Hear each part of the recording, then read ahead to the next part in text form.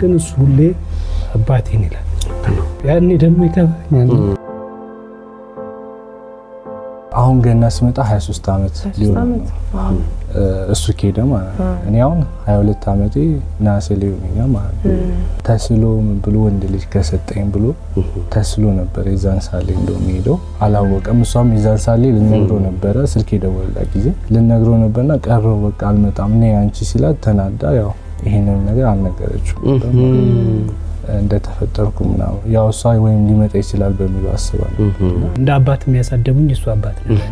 በልጅነቴ ትምህርት ቤት ወስደው አስመስክበው በሳቸውም ነበር የምጠራው። ምን በልጅነቴ ነው በጣም ህፃን ልጅ ሆኜ ነው ያሳደጉኝ ማለት ነው። እንደ አባቴ ናቸው ለኔ። አይመጡም እኮ አባባ ስትለኝ ለምን አይ ድንገት እንዲህ አልመጣም አሉኝ።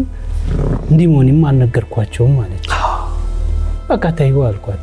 ልጅነትም ተይው በቃ ይመጣ ይሆናል አልኳት። እኔም እንደ አባትም እንደ ወንድምም ሆኜ ብዙ መከራ አሳልፌ ያሳደግኩት እሱ ብዙ ነገር በቃ አይዞሽ እናቴ እኔ ከጎናለሁ በቃ ታዛድ ምንም ለማን ለሰው ማሰጭም ነው ያለው ሰውቱን ከፍለን እናሳድገዋለን። ከዛ በኋላ ለመፈለጉም በቃ አይምሮም አልመጣም ነበር። ግን እሱ ሁሌ አባቴን ይላል።